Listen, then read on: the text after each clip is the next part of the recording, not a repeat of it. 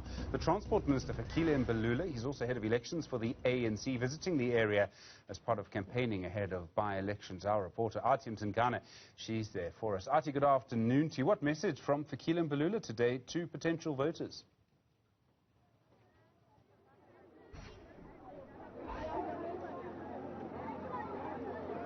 Very good afternoon to you, Stephen. Well, I do have him with me. I'm not going to throw immediately to him. A very good afternoon to you, Minister. Well, you're here as the head of elections for the African National Congress. Tell us about the by-elections and the reception that you received in this very highly contested ward.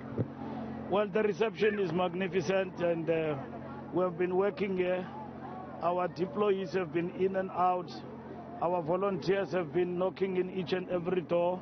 This is not our ward. We lost this ward, and we seek to claim it and make it an ANC ward. It is a tough battle on the ground, but we are confident of victory, given the response that we get from our people here. Talking about reclaiming and how tough the battle is, the economic freedom fighters are also out and about today doing the same thing that you're doing. Of course, tomorrow people are expected to make their mark and go vote. How is the ANC planning to regain its power in the Western Cape? We know that this is not your stronghold, and over the years we've seen how the leadership has been embroiled in public spets. How are you hoping to regain the people's trust in the Western Cape? The ANC has not been the most organized political force over the years, and that is why our structure here was disbanded. And even in the last local government elections, we did very badly. We did not contest some of the wards in the province. That showed the level of disorganization we were at. We have to be a formidable force when we oppose the DA. And since then, in the different by-elections, we have seen the recovery plan we are implementing and the response of the people and winning back the Western Cape really becoming a reality. I mean, people are tired of the DA, which promised them this heaven, and yet it is a political party that in terms of how it approach changing the lives of the people for the better, in a skewed way and in a racial way. And the lives of people don't change in these other areas where people live. And the services take time to get down to the ground. And in this particular instance, the by-elections we have held here have spoken a different story, particularly in DA strongholds. The response has been quite magnificent. So we are confident and we are winning the trust of the people, and that is what is important, because we ourselves, we have not been at our best at a given point in time. So the organization we are displaying here and all of that, and getting ourselves better organized as an organization, and dealing with the DA as an opposition, because we are being judged in the Western Cape as though we are the ruling party when we are not. It is the DA that governs the Western Cape. It is the DA that is responsible for everything here that has got to do with not delivering services to our people. The same as they hold us accountable in areas where we govern. But here in the Western Cape, we are not in power. And we can't behave like we are in power when it is the DA that governs. All right, the blame game we've heard from a lot of political parties. Now we're literally standing around dirt, Minister. You yourself have even struggled to walk around because of the filth that fills Delft right now. What are the services are you going to promise people? One thing I've noticed is that there are fewer numbers. Of course, there is COVID-19, but you can get a sense of how people are tired of politicians campaigning while they live in the dirt that you're walking in now because you're here to campaign. What are you promising the people of Delft besides the blame game politics with the DA and the ANC? There's no blame game. The DA governs here. It doesn't give the people land. I mean, if you look at the people here, there is no land here. Here in the Western Cape, people are building houses on top of tracks. DA government does not provide land to the people of the Western Cape.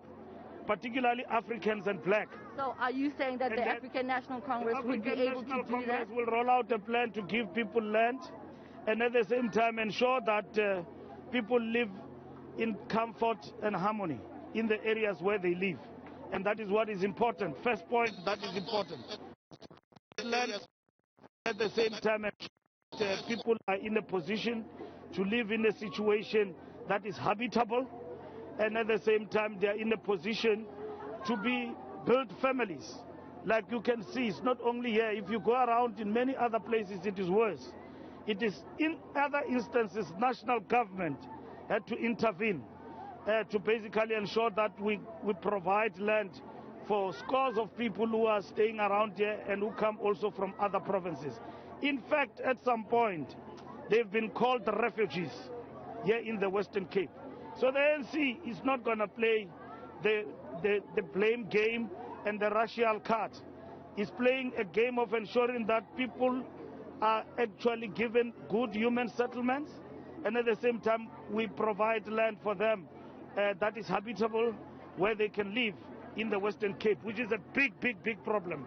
Before I let you go, Minister, you're talking about human settlements and the availability of land. Right now, there seems to be a breakdown between national, provincial, and the city of Cape Town in terms of coordinating that housing data backlog that is faced by the Western Cape. Over 400,000 people on that housing list in the Western Cape. Already the national government is struggling to coordinate with the provincial government to make way for the provision of land for human settlement.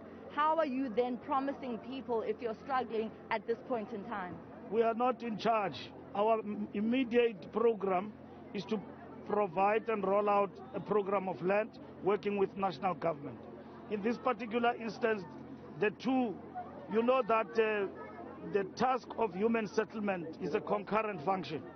And the task of ensuring that people do get portions of land, it is a concurrent function. So it has got to do with willingness and even to fiddle with property relations, which is what is important. And the provincial government, working with national government willingly, purchase land and provide land to our people for human settlement.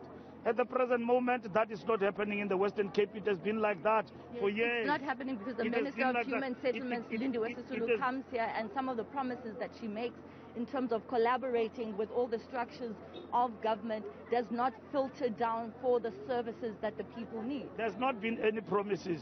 When Lindiwe Sisulu came here first as a Minister of Human Settlement, we built better human settlement alongside the N1 and the N2 project. We moved people into Delft. That's what we did, national government. And there's with little cooperation, if there's anything. So the ANC government, in terms of providing land to our people and human settlement, is our program of action. It's not something that we do to please and to win votes, which is not the program of the DA. The DA is home and dry because part of what they characterize as its core constituency is well settled. And what happens to our people? They don't have a human settlement that is decent. It is a program of national government, which national government cannot only do it on its own without collaborating with other spheres of government. So that is what you must actually understand. It's not a blame game, it's a program of action. We've got settlement. If you go to where we govern in Gauteng, where people have come from the farms and because of many other reasons and flocking into the urban centers, we have been in a position on a daily basis grappling with providing settlement for them. And that is what we're doing, ablution facilities and all of that. It doesn't happen here in the Western Cape. Wake up and smell coffee. Where is Marikana? Where are all other areas where our people are crammed to each other? What is the effort of the provincial government working with the national government to take those people to reduce levels of crime? We know that those particular areas have become centers of massive production of crime, which have made it difficult even for the police to operate in those areas. So in this instance, put the game side, ask what is the program of action to settle our people.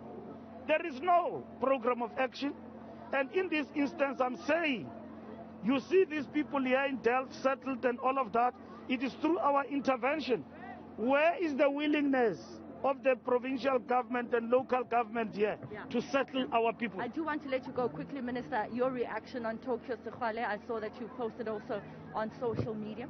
No, I didn't post anything. Yes, that post by the Department of Treasury. Yes, I am part of government, and so I stand by what Treasury and the Reserve Bank are basically saying. Most importantly, the National Treasury. I can't speak for Tokyo Sekgwale. I don't know what he was saying, and I don't want to be involved in that particular debacle.